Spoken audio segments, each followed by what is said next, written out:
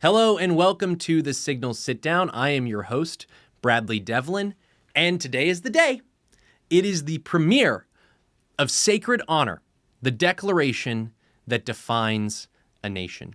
It premieres here on the Daily Signal's YouTube channel at 8:30 p.m. Eastern Time on July 2nd, 2026. This documentary that we've been working on for the past 10 weeks or so takes people inside one of the greatest political acts in history.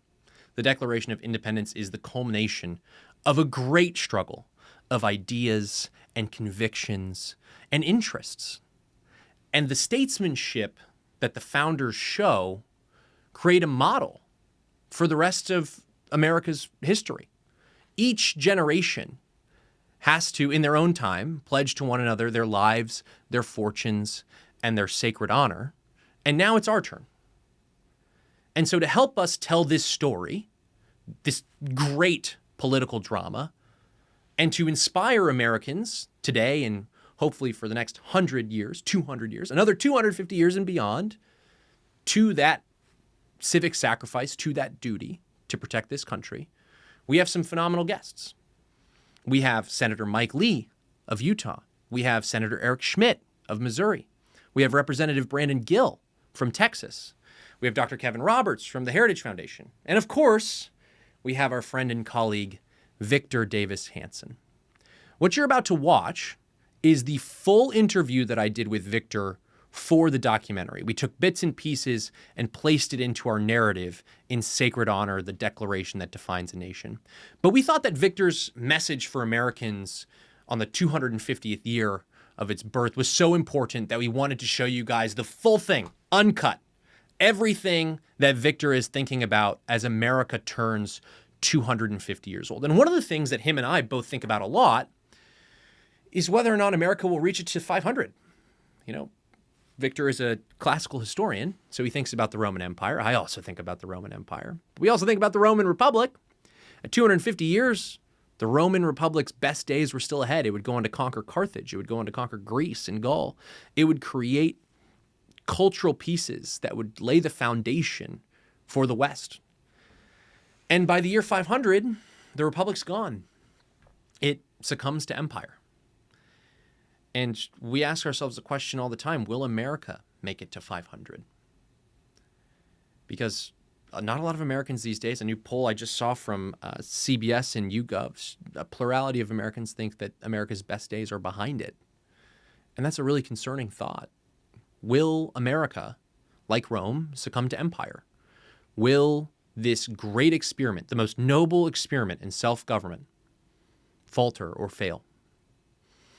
So to talk about that, and to avoid that, we spoke to Victor Davis Hanson. We must all hang together, or most assuredly we shall all hang separately. They knew that this would be regarded by the king and parliament as an act of treason. So the people who signed that were basically saying we're revolting against the most powerful country in the world.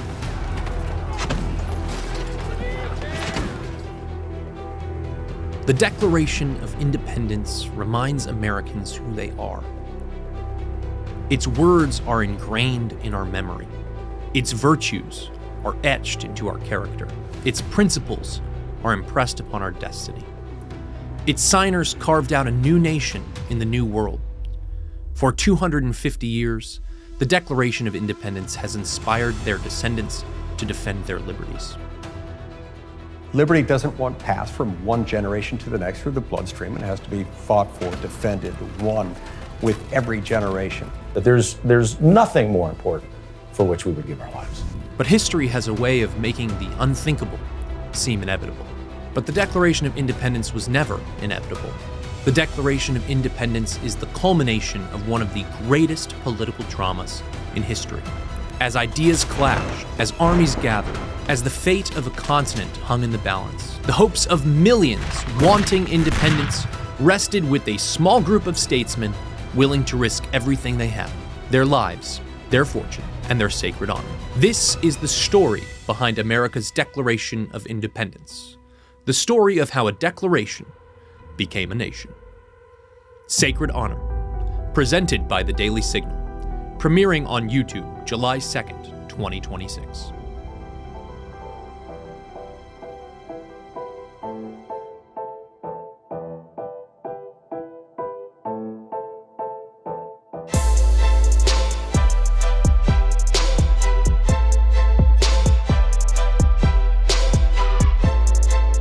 Before we get into this week's interview on the Signal Sit Down, ring that bell to get notifications on future Signal Sit Down content. Hit that like and subscribe button on YouTube, Spotify, Apple Podcasts, wherever you may be joining us. And then while you're at it, please leave us a 5-star review and comment who you'd like to see on a future episode of the Signal Sit Down. Remember, it's your government. It's your country. And together, we're taking it back. Without further ado, here's the interview. Victor Davis Hanson, thank you for doing this. Thank you for having me. So we're here on the eve of America's 250th birthday recording this, 250 years since the approval and the signing of the Declaration of Independence.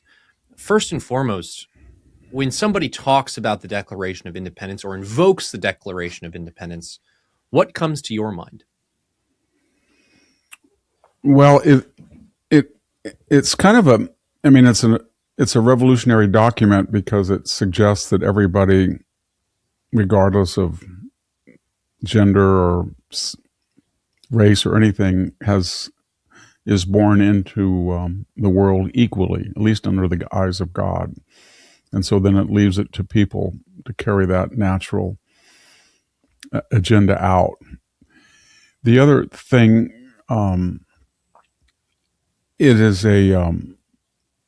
it's a provisional document in one way because it's 1776 and we're not really going to get a constitution ratified to 1787-8, and then we're not going to have a president until 1789. So it's a very tentative I don't want to say experimental, but it's a very radical thing to do, to say that we are now a new country, but we have no idea really how we're going to beat the greatest navy in the history of civilization, or how we're going to unite 13 colonies. There was an Articles of Confederation, but it's a big step, is what I'm saying, both historically and the idea that everybody is equal under God's eyes. And then it doesn't really say we're going to have a constitutional convention, we're going to do this. It has a writs of complaints, but so the people who signed that were basically saying we're revolting against the most powerful country in the world, but we really don't know how we're going to do it yet. And that was a pretty brave thing to do. Yeah, what they have said at the time is they've looked at, Benjamin Franklin has come up with a sketch of what the Articles of Confederation would be, but that's not really put into place until the early 1780s. And they've organized this army, but up until that moment, July 4th, 1776, they're not even sure what the purpose of that army really is. Is it going to be for reconciliation? Is it going to be for revolution? You spoke to the revolutionary aspect of the Declaration. The American Revolution, you're a historian, is different than so many revolutions in world history, whether we're talking about the Haitian Revolution or the French Revolution, more modern, or ancient revolutions in Greece or in Rome. How does the American Revolution compare to other revolutions in world history? Well, it was very radical in its assumptions that everybody in the new United States would have these inalienable rights. But it was a political revolution. It was not an economic revolution. It was not a cultural revolution. It was not a social revolution.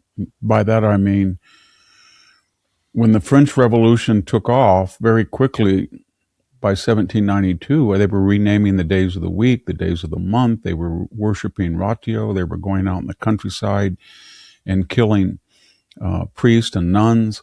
It was a totalitarian revolution in the sense that it was a 360. We're going to make a new revolutionary man. Same thing with the Bolshevik revolution of 1917. The idea was politics is not enough in those revolutions. And in the ancient world, when you had revolutionary movements, they were usually class driven. In other words, the middle or lower classes would take over. They would they would call for the cancellation of debts, the redistribution of property. That's a normal take.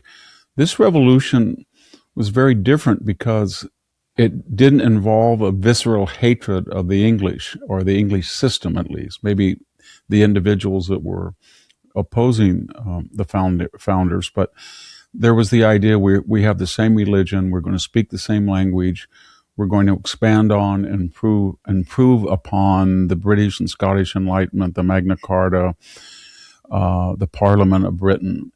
And so it had a much greater chance of succeeding because it wasn't so naively ambitious to try to remake human nature. All the other revolutions, not all, but most of them, tried to make a new revolutionary person. And that's why it succeeded, because it didn't go in when they took over a particular British colony, a British hold on a colony or a city. They didn't go in and round up everybody and kill them, or they didn't bring out a guillotine, or they didn't try to put them in re-education camps, or they didn't, it wasn't like that at all. It was a tough revolution, but it was largely a political revolution based on the idea that people could be self-governed politically. And that says something really interesting about the founders as a group compared to quote unquote founders in other revolutions, right? You can think of the Bolsheviks, as you mentioned. What makes the founders unique historically as leaders of this kind of revolution? Well, they were all, not all, but almost, I would say the great majority had been tutored. They came from the upper classes, most of them did, and they were very well educated. Adams could read Latin and Greek, so could Jefferson. Hamilton, Madison, they were all very well educated. And so they came to this moment knowing much of the things that were being written by Montesquieu and Rousseau and David Hume and Locke, and their ancient precedents, such as Aristotle's Politics, Cicero's De Republica, things like that. So they were not naive, and when they look back in antiquity, they could see the Roman model versus the radical Greek Athenian democracy model, and they thought the Roman model was far more stable, with a kind of and so did Montesquieu, where there was a legislative, judicial, and executive separate branches with checks and balances. And that was very important. So when they looked at all of these examples through history, they came up with one unifying theme, I think. It was liberty, but how to protect liberty from human nature, because it was going to be logical in their view that a chief executive would try to grab power, or a mob would take over the House of Representatives later with the Constitution, or that there would be chaos or rebellion. And so they were, from the very outset of their Declaration of Independence, they were very, very worried not to replicate the King of Britain and not to replicate other revolutions where they go haywire because of the desire for power. So it was very intent on checking the accumulation of power by one group or one person. Yeah, and that's what really does make it so interesting. These are learned upper class men, as you mentioned prior. Other revolutions take place by the middle classes, or potentially inflaming the passions of the lower classes, the proletariat. That's often the case with Marxist revolutions. This wasn't that. This was a group of men that seemingly had very little to gain. They owned businesses. They owned land. They had reputations. I mean, in the case of Benjamin Franklin, one of the most famous people in the world, had a sterling reputation, and they put all of that on the line in a very interesting geopolitical context as well. When we're talking about the end of the French and Indian War, all the way through the beginnings of the American Revolution with July 4th, 1776, and the Declaration. Can take us back to the 1760s, 1770s. I mean, what's the geopolitical situation in which these men are making these kinds of political decisions? Well, they were many of them. Washington, in particular, by the time of the Declaration, Washington was probably the most renowned American military figure in the colonies because he had served admirably well on behalf of the British in defeating the French. He'd had some setbacks in the French and Indian War, but there was the sense that all these people, as British colonialists, were on the side of Britain, and they had served dutifully. There had been, they had objected to certain taxes and tariffs and things like that from the Crown, but more or less, until the Boston Tea Party, it hadn't broken out. They were trying to redress their grievances diplomatically or through existing channels, and the reaction of the British was to incrementally, insidiously, from the French and Indian Wars onward, anytime the colonists wanted to ensure semi-autonomy, but not revolution, not separation, the British began to curb their autonomy and their speech or the ability of legislatures to make laws without the approval of the Crown. So they were very careful. This was not just something that they blew up at. This had been going, and they had tried to figure out ways to accommodate their desire for semi-autonomy with the British idea that they were just another colony and they had to adhere to anything the king and the parliament said. And in addition to that, many of these people had marriages and strong ties with people who were either working for the British government or they were very clearly loyalists, and they would, some of the founders were, and their families had loyalists among them. And so what I'm getting at is they weren't a radical bunch of firebrands. They had worked within the system as much as they felt they could. And at first, people such as, I would say, John Adams, they were not really sure, and there were other conservatives, that the Declaration or rebellion was the right course. Adams had defended British soldiers, and so it was a gradual osmosis, an absorption of revolutionary ideas, and that was very important. They didn't start out, that generation did not start out to rebel against Britain. They were very careful, and they thought they could work with the British, and each time they pushed a little bit for freer speech or more autonomy on legislation, they felt they were repressed. And so that declaration is sort of a last gasp. We tried to do everything, and then I think the historian Andrew Roberts has looked at all of the writs of complaints, and he's dismissed, I think, all of them from the British point of view. But they were real to them. They felt that, and they were long-standing.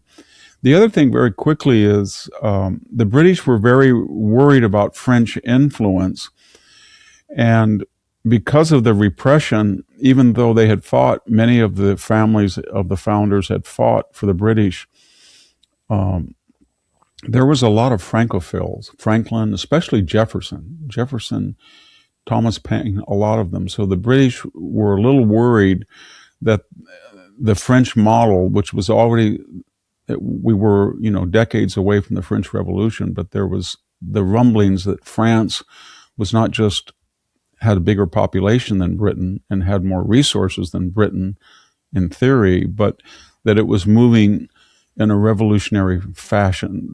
People in Britain who had read Rousseau or knew of Voltaire saw that was a very different enlightenment than the British and Scottish writers. They were moving toward a more holistic idea of changing society completely, 360-degree change. So you mentioned the fear of French influence. Of course, that is a little bit more on the intellectual side. There is no alliance yet with the French in the Revolutionary War, and also in the wake of the French and Indian War, they largely kicked the French out of the continent. The French won't really return until just after Spain sells the Louisiana territory to the French, which immediately sells it to the United States under the Jefferson administration. But what you do have in those years following the war, you mentioned it, Parliament decides to try to tax the colonists internally to raise revenue because the national debt had doubled for Great Britain during the French and Indian War. So it wins this empire, it's got to administer this empire, and they're already in debt. When they go forward with these taxes, explain to us what Parliament's argument is for this authority, and did they have that authority? Well, under their way of thinking, they were colonists, but they were British subjects, and they were an outpost of the British Empire on North America. And the British felt, by virtue of the British navies especially, but with commerce going back between, from 1600 for almost 200 years, commerce going back and forth, and British supplying the colonies until they became more self-sufficient.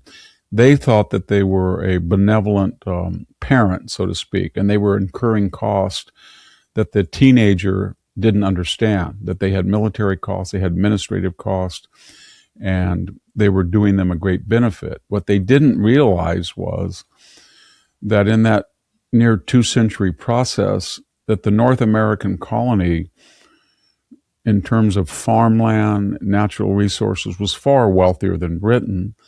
And the people there were very capable British colonists. They weren't there, and once they were, I don't know how to put it, but once they were free of the class system in Britain, and they were out on the frontier in many cases very early, and there was a meritocratic idea that you will be rewarded according to what you produce and not who your parents were, or not your title, or how much land you own necessarily. And that was something the British really didn't fathom, that these upstarts were so confident in themselves, especially the people who did not have aristocratic fides, but that they were kind of capable too. And you can really see it in something like Alexis de Tocqueville's 1830s look back at it. And he talked about the difference between the British notion of envy or the European continental notion, that the Americans had a kind of can-do, these colonists, that when they saw somebody well off, nobody said they should confiscate the 25,000 acres that Washington owned, or the 5,000 that Jefferson, and then he got another 5,000. But it was, how do you do that? Or, he's got a lot of land, I'm impressed. But it was an envy of emulation, and it was an envy that everybody, the fluidities of the classes were still, that was non-existent in Britain. And so I think they were thinking, what are these guys doing over there? They're not following the plan. We spend all this money. We protect them from the French. We sent them over there, and now they're coming up with these ideas that are antithetical to the British ethos. And yet, the more they do that, the stronger they get. And so it was almost a self-realization that you got to stop this, because this country is going to be very, very powerful, and these people have hit on something that maybe we don't want that to take root elsewhere in the colonies, or maybe even in Britain. But that's always been our strength, that we have class fluidity, and if we have a measure of prestige, it's usually on money, which is a more fluid concept than class or birth. We like, Elon Musk, or we like some of these people that started with nothing or came over here and built things, but we don't really pay attention to the Kennedys. I'm a Kennedy, I'm a 6th generation Kennedy, or I'm in the Rockefeller Foundation, or I'm the great grandson of Henry Ford. That doesn't work here as much. And so that was one of the secrets to the success of the colonies, that people could just, take off out and get their 40, 50 acres, work there, be autonomous, and then form a government.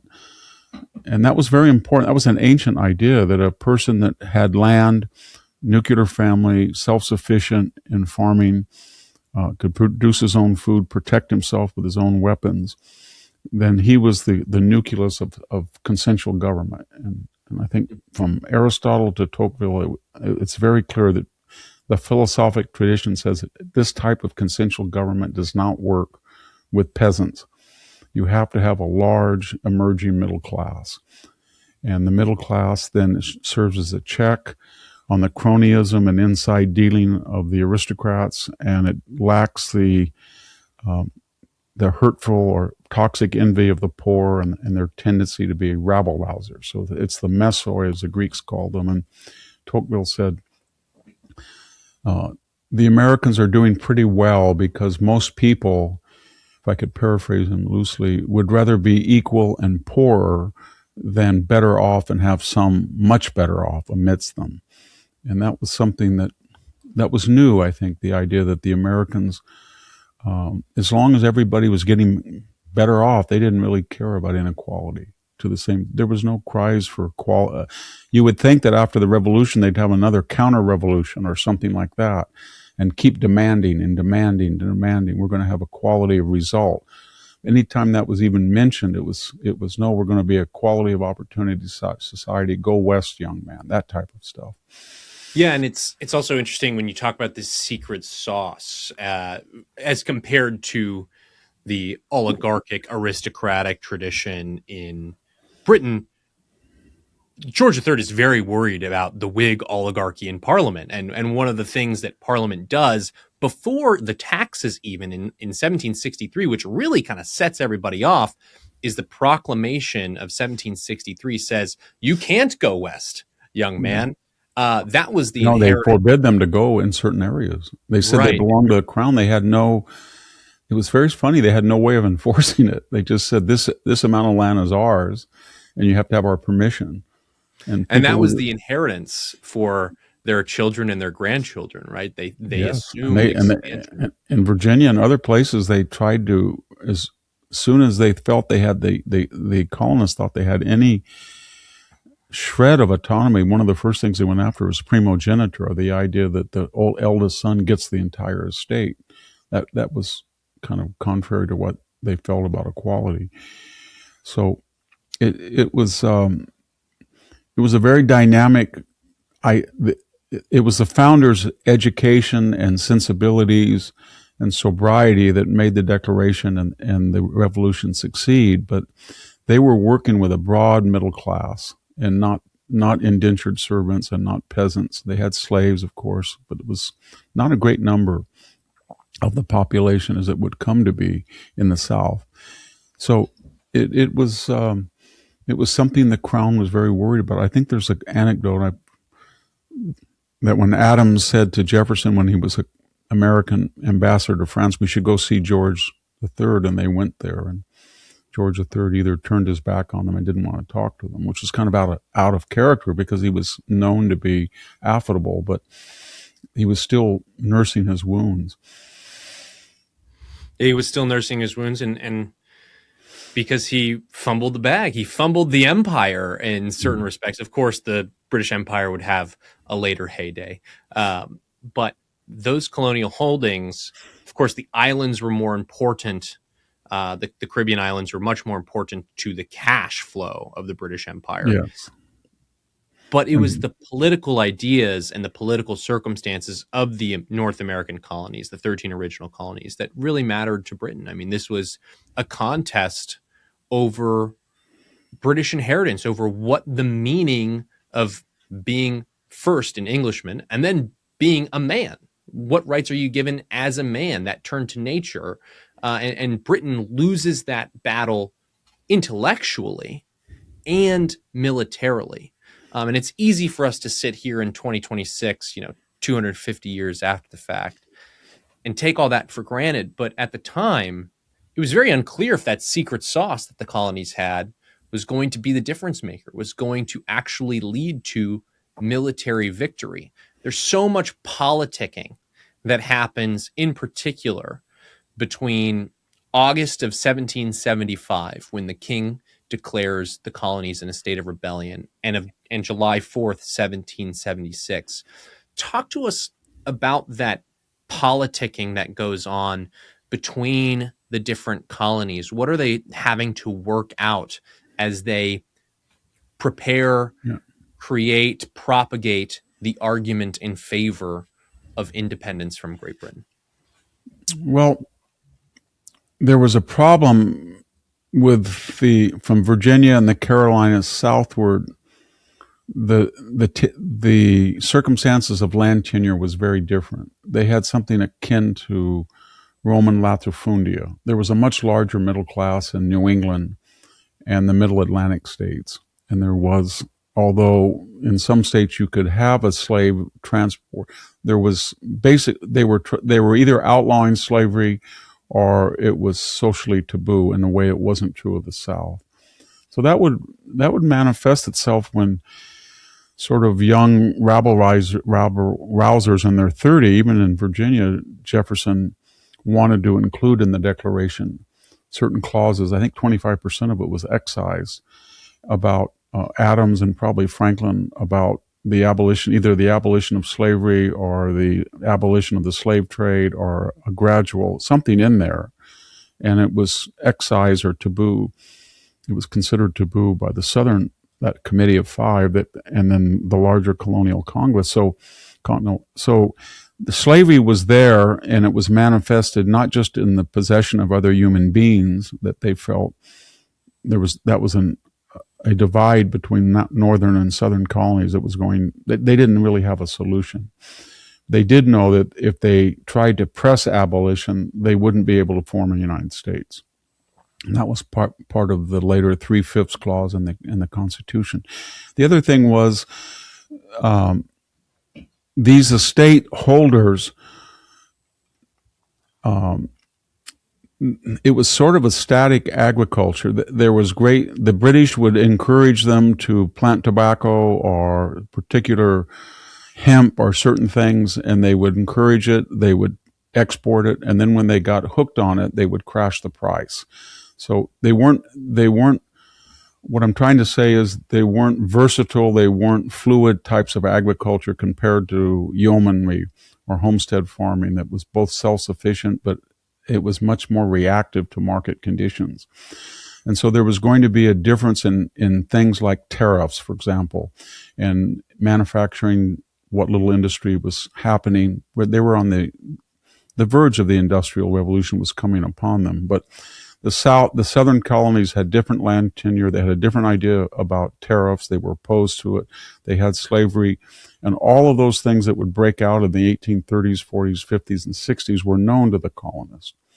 But there again, they were very circumspect, sober, judicious people, and they knew it. So they didn't press these differences.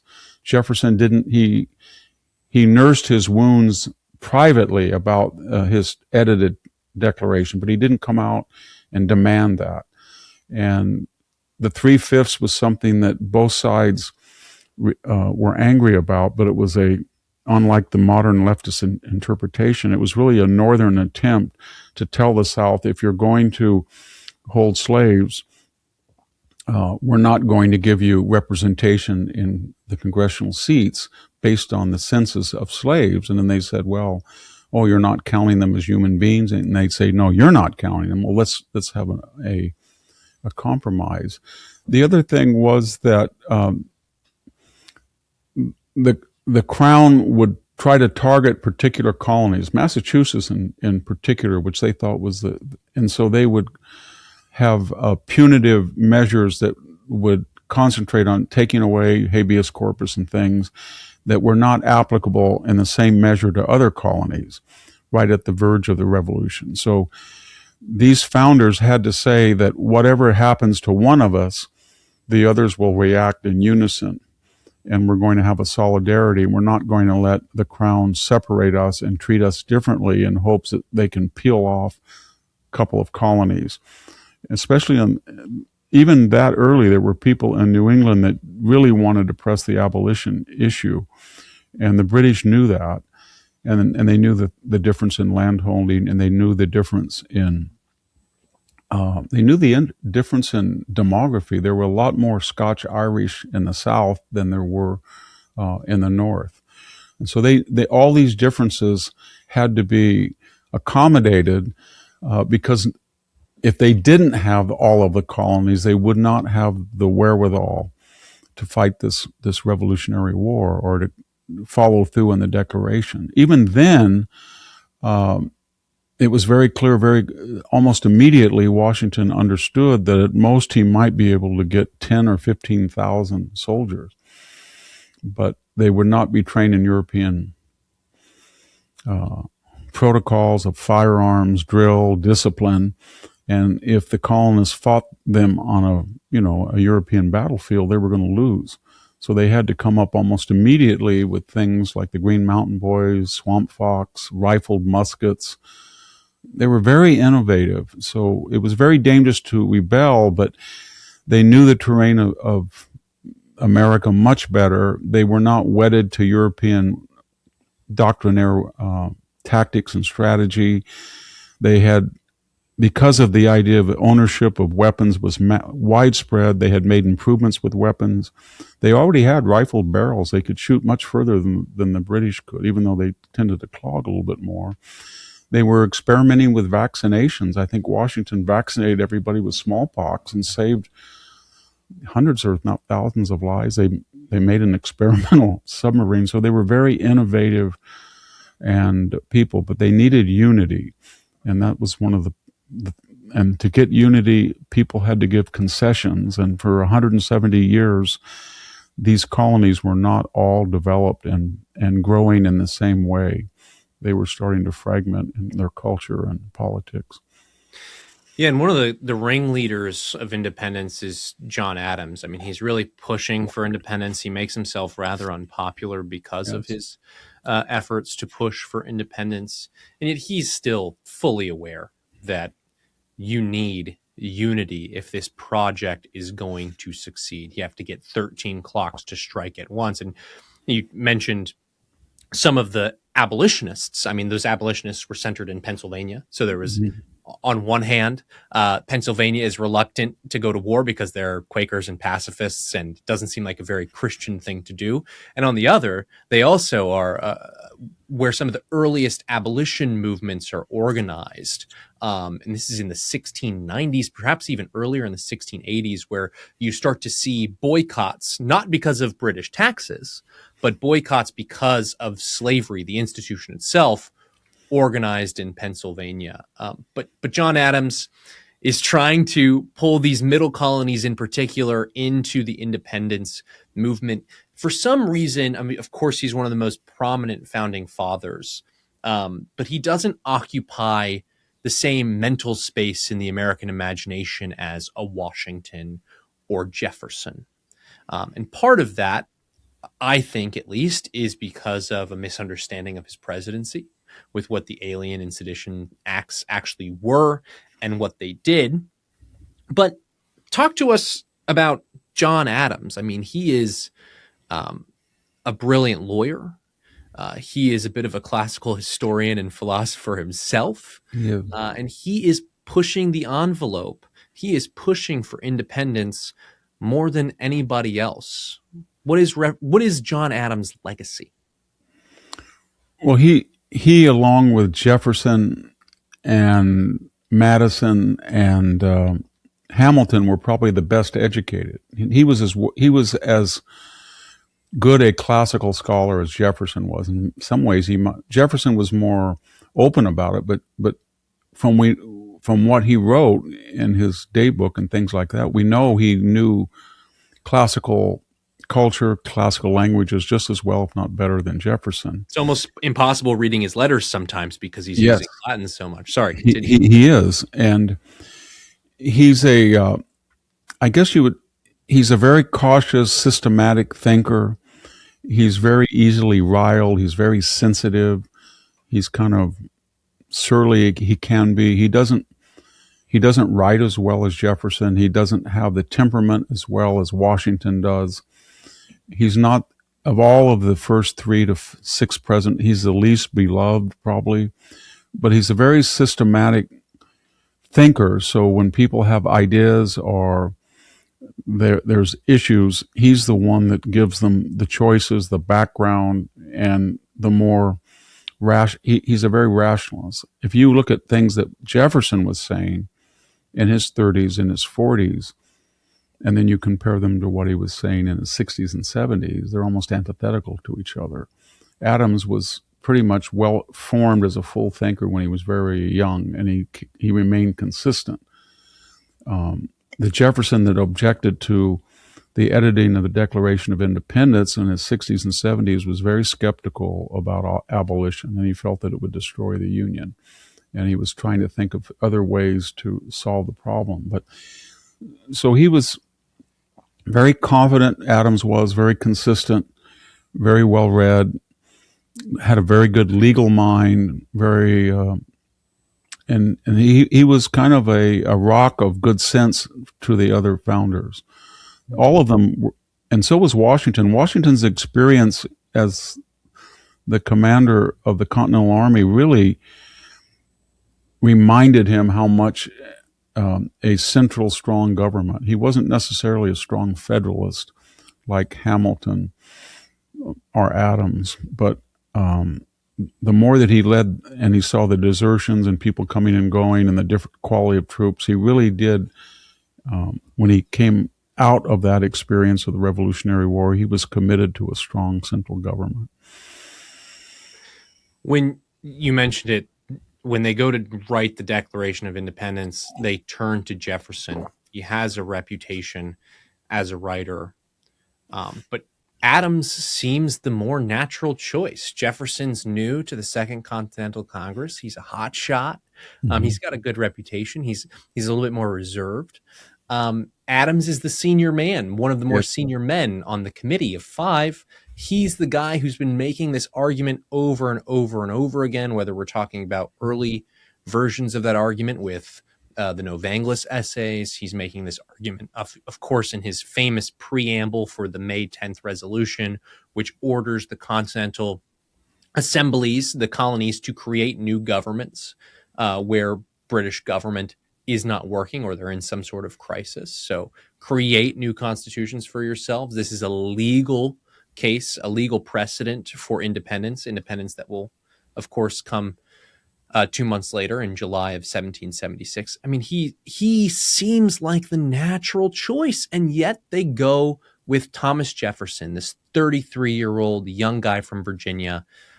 Why do they turn to Jefferson? What are his qualifications for Partly writing? it's because the Committee of 5, Adams, I don't know how to put it, he gracefully bowed out. He admitted to the committee that Jefferson was better qualified than he was to do it. And I think he was saying that because I think he had said somewhere that Jefferson can write far better or 10 times better than I can. And Jefferson wrote the Declaration, I don't know, 2 weeks, something like that. And he was young, he was 6'1", he was very dynamic and handsome.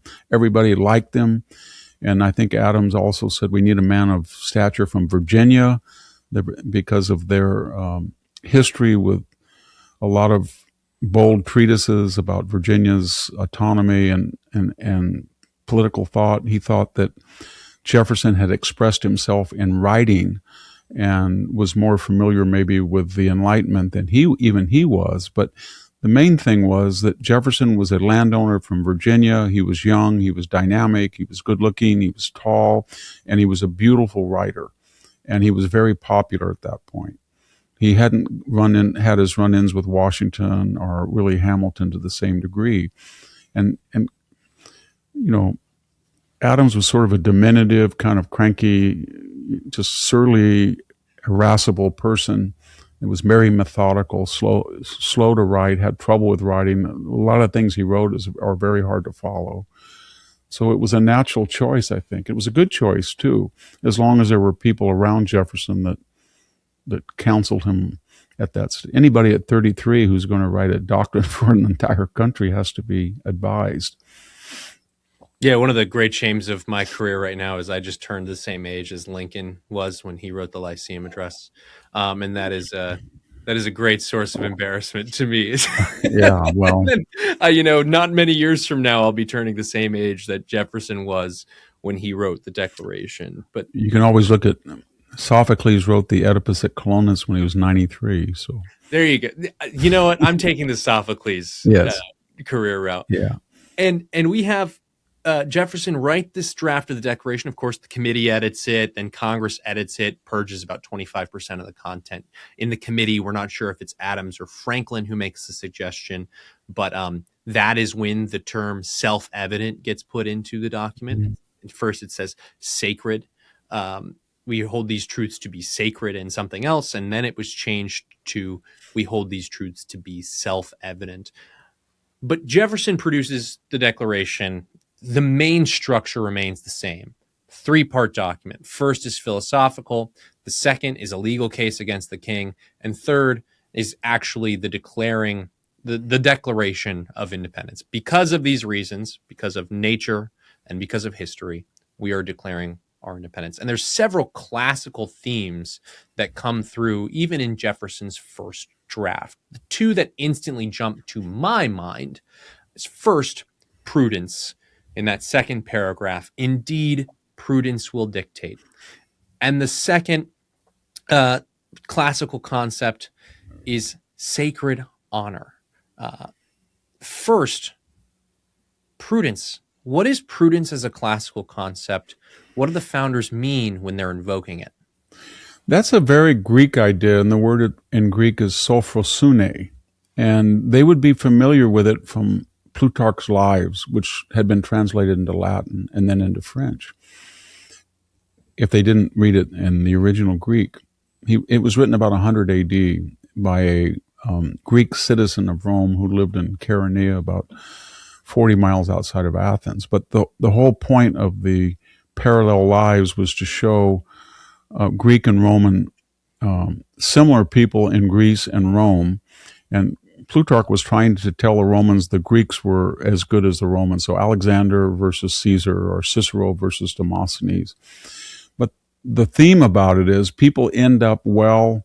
It's a moral treatise. People end up well or badly depending on their ability to curb their appetites and to curb their anger and to find what they call to meson, the middle way. And that's what sophrosune was. It comes from sophos, wise, but it's more like wise behavior or prudent behavior. Sacred honor is that's a Roman idea. Honos, honores, it's a third declension noun, but it's very different than the Greek idea of honor. Greek idea is time, and that is what people think of me. But it can be good or bad. It can be fear.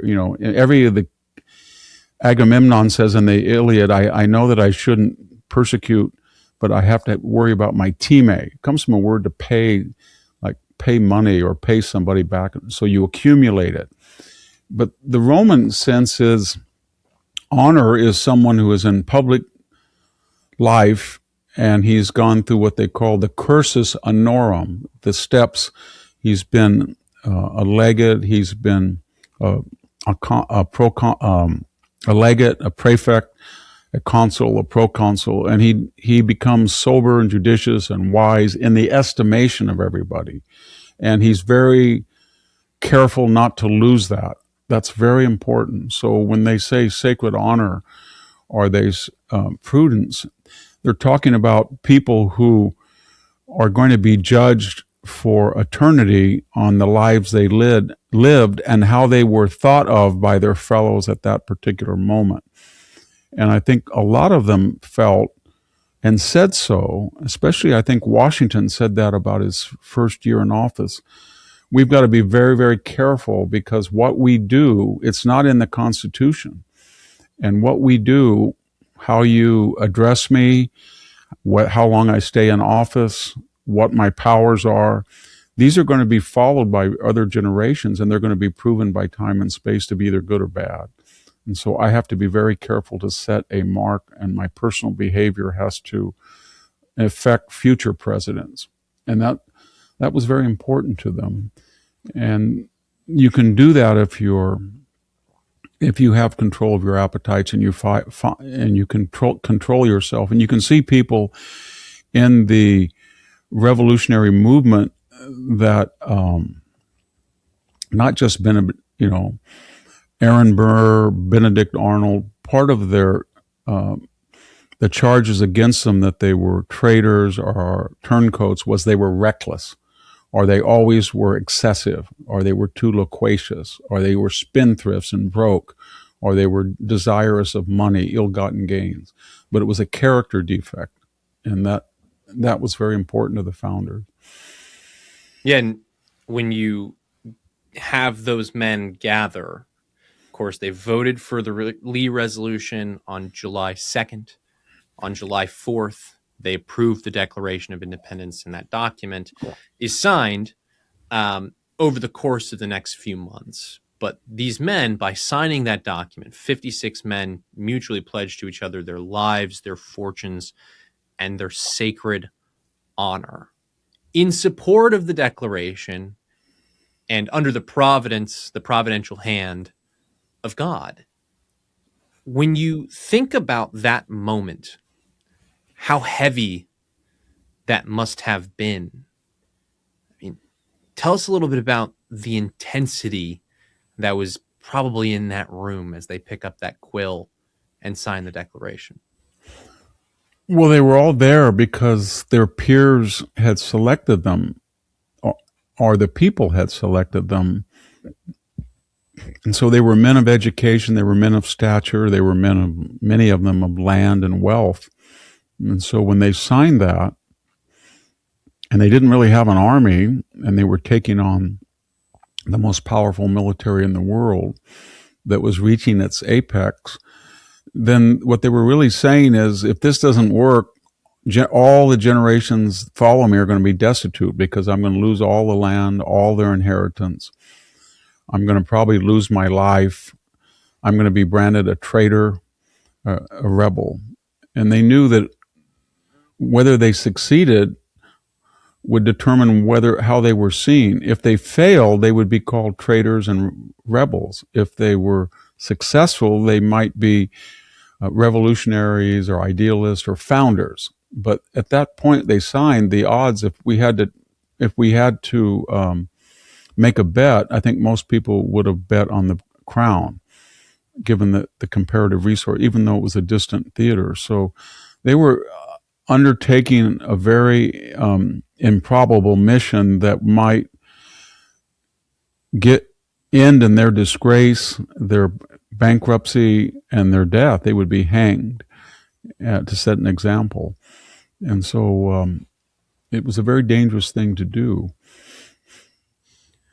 When you think about the Roman Republic, 250 years into its history, it's expanding. It's very strong. It's still on the rise. And here we sit today, 250 years into the American Republic, hoping to keep it alive for the next 250 years. That wasn't the case for Rome. 500 years into its history, the Roman Republic is gone. It has turned into an empire.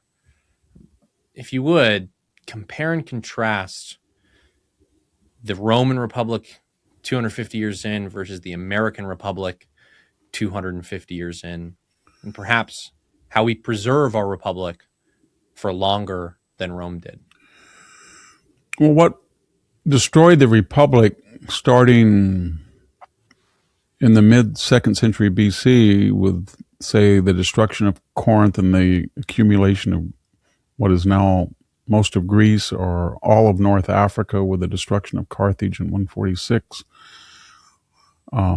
or Caesar's complete annexation of Gaul, 1 million slaves that they brought in, was that once they developed this system of stable government, and they mastered the legions, and they were yeoman agriculturalists from Italy, and they were wonderful fighters, they found that they could expand exponentially, both north, south, east, or west. But the problem was that this Republican government was not set up for that. It wasn't designed for that. It shouldn't be designed for that. So when you sent someone out with an army, supposedly to defend the borders of Rome, but really preemptively to expand them, once they went into places like modern-day France, or they went into Ionia, the rich parts of modern-day Turkey, or they went into the Nile area, they found that there was far greater wealth outside of that than Italy. And these people then were governing as prefects or generals. They were governing areas with populations and money and territory that were far greater than what the republic was, run by the Senate and the two consuls. So that led to the Sulla and Marius rivalries, but their armies were, a man could come from the provinces with a richer army, a bigger army, and more importantly, a more battlefield army than the Senate could raise. And so when Caesar crossed the Rubicon in the last gasp of the Republic, Pompey just fled, because here was a guy who'd been battle hardened for 10 years in Gaul. He had enormous amounts of money he expropriated, and the Senate was completely enfeebled. So the founders knew that, but in the case of the United States, they were very worried that you might have, that's one of the reasons Aaron Burr was so dangerous, or they thought he was. He was so notorious because somebody could go out to the West and carve out a territory, and that's why they were later so paranoid about the Mormons in Utah, that there would be people that would go out and get territories and create fiefdoms that would be not just immune from the federal government, but might be more powerful than and a good story is when Sherman went through the march to the sea from Atlanta to Savannah, then he went up from the Carolinas. He had an army of 65,000 people, and these were not the Army of the Potomac that were Irish and German immigrants that were being killed, wounded, and then right off the boat being replenished. These were hardcore farmers that had marched and lived off the country, and they were dressed in rags by the time they got to the military parade. And the first thing that the German military attaché is, this man is more powerful than anybody in Washington. And that army could beat any army in Europe. And they didn't know what Sherman was going to do with it. They thought, wow, he's taken over the whole South. He's marching up here. He's very angry at the Secretary of War. What will he do? And then he kind of played with that for about a day or two before he disbanded it. So the Republican governments are not equipped very well for overseas conquest. And that's why in our history, every time that we tried to, in the Spanish-American War, we tried to deal with the Philippines, there was a great outrage. You don't want to annex Cuba. You don't want to annex the Philippines. You can be a caretaker. You can nurse them along, but it's very against our creed, because I think Pat Buchanan said, a republic, not an empire. And that was the idea that an imperial rule would distort republican government, and Rome was the best example. Nobody really mentioned that the Principate and the empire lasted for 500 years. And in Rome, from, say, 31 BC to, 476, there were local councils that were democratic, not democratic, but constitutional, and they functioned as they always had. It was just the imperial government was autocratic, and the Senate was sort of a joke. But they were afraid of that, and especially when you had this large territory they kept absorbing. They didn't have enough people to defend it. They knew it was very wealthy, and they were worried about slavery, it would take off on the frontier. And so that was a concern. All these concerns, and yet they're able to prudently navigate these political circumstances, give rise to this great country you and I both call home. If we're not going to go the way of Rome, even though our system is set up to hopefully avoid that, for us to avoid going the way of Rome, how do we recover the statesmanship and the politics of the higher nature of our founding, and bring that into today and pass that down to posterity? Well, I think it was about 50 years ago that we stopped in our K through 12 schooling system teaching what we used to call ethics and civics. In other words, how to be moderate. I went to a rural school 2 miles away, and we had those courses, and they entailed everything about being a citizen. Mr. Victor, would you come to the front of the room? We're going to shake hands with principal. Let's see how you shake hands. No, you look him right in the eye. Don't be too firm. Don't be too weak. And then every morning, Gracie Martinez, would you please choose your national anthem today? Is it going to be God Bless America, America the Beautiful, My Country 'Tis of Thee, the American Star Spangled Banner? Which is it, Gracie? And she would pick, and we'd all sing, and she would go around the room. And in the classrooms, there were all the president's silhouettes, and then without the names. And we had tests as early as third grade to look at the silhouette and then identify the president. And they were not in the order of their presidencies. They were all mixed up. That was just commonplace at a very, very, very poor rural school that was 90% Hispanic. So if you don't have a civic education and you don't have courses in classical ethics, it was always, you don't have any money, Victor. You're going on the campus, you're going on our little playground, and you find a wallet, and it has $10, and there's no driver's license. What do you do? Well, you don't have money. Why don't you just take it if nobody knows who it is? No, you take it to Mr. Cagle, the principal, and you write out a report. And this is why. We don't do that at all. It's situational now. And then the other thing is, they had an idea once the Anglo-Saxon British experiment was working, and there started to become early immigrants from Germany, especially, and Scandinavia, and then later from Eastern Europe, and then from Russia, and then from Southern Europe. They were able to incorporate them as citizens, and they had a guiding principle that they came to the United States. We didn't invite them. They came here, and it's the brutal bargain, we call it now. They said to them, you can have your flag on ceremonial days, you can have your food, your music, your literature, your everything. That will enhance the American experience, but do not tamper with the core. Whether you like it or not, we don't have an official religion, but we are a Judeo-Christian country that imbues our values. Here's the Constitution. Here's our judicial system. Don't try to change that. That's a very different concept from the current one, that we're lucky to have you. Thank you for coming.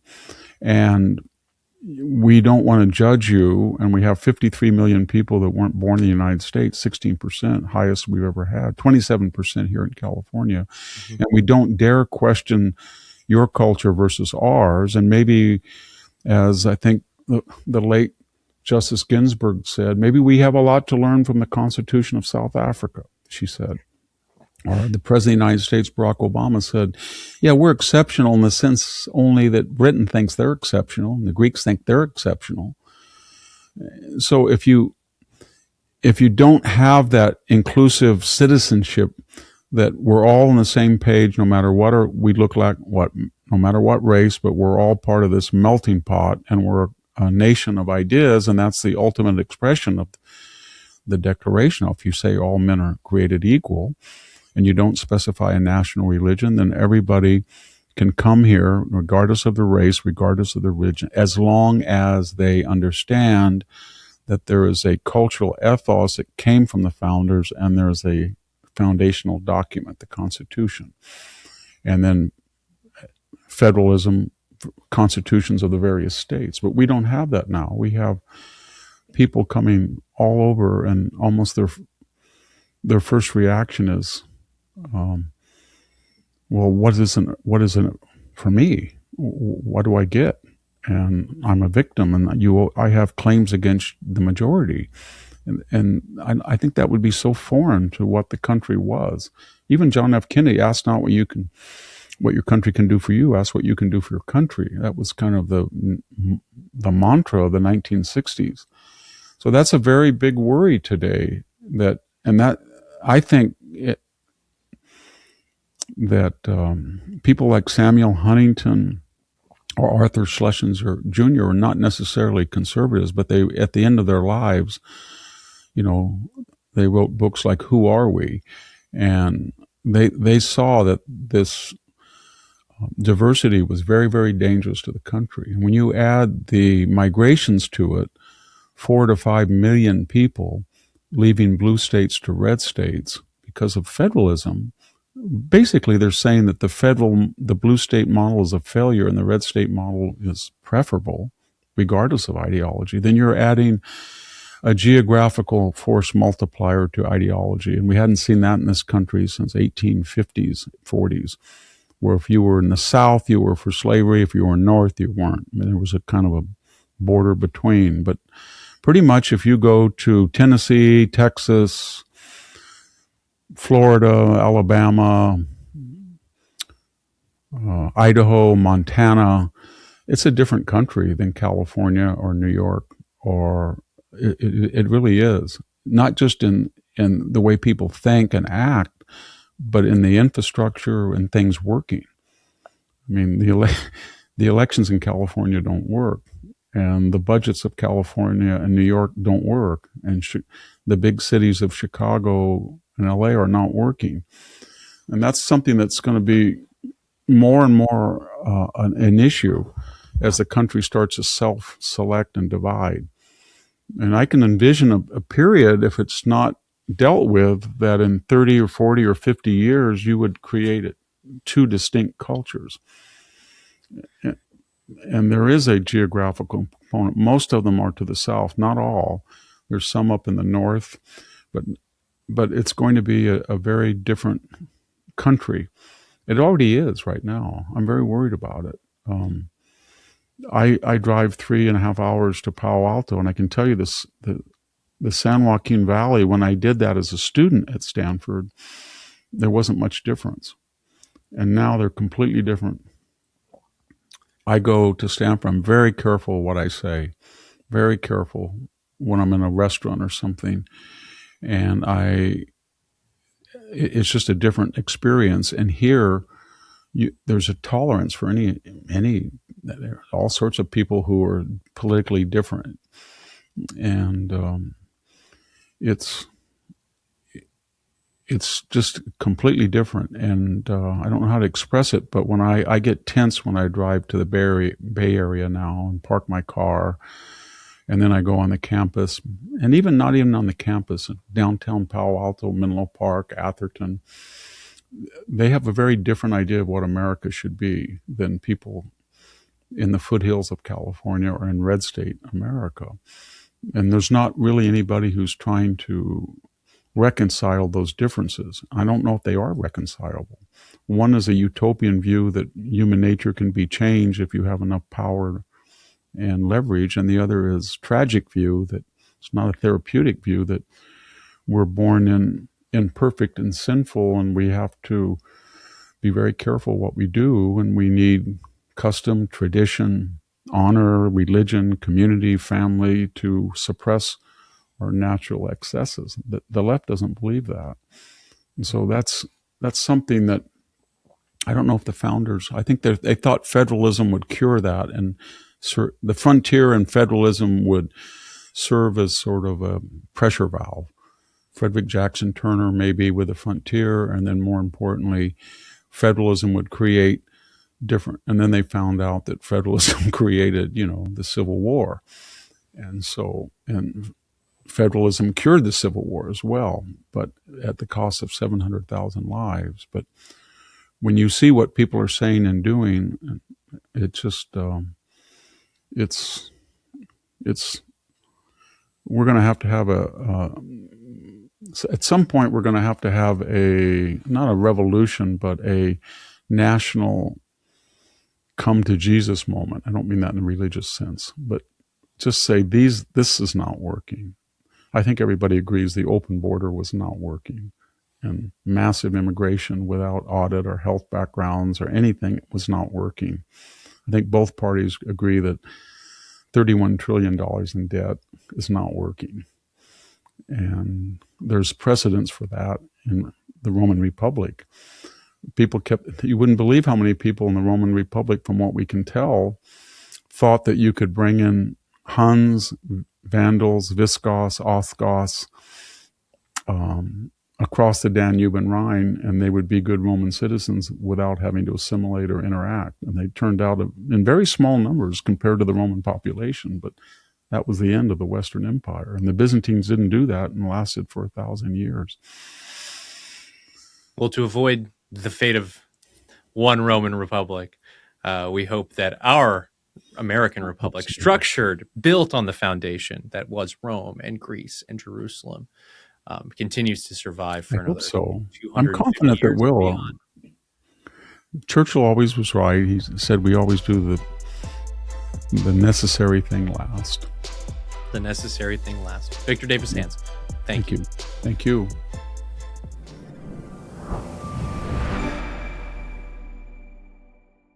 Thank you so much for tuning into the Signal Sit Down. If you liked what you heard here today, be sure to hit like and subscribe on YouTube, Spotify, Apple Podcasts, wherever before you go. And we love your feedback. It really does help the show. So please remember to leave us a review and comment who you'd like to see on future episodes of the Signal Sit Down. It's because of your support and your interest and your engagement that allows us to continue this incredibly fun work. And together, we'll continue to expose how Washington really works and affect real change. We'll see you next time on the Signal Sit Down.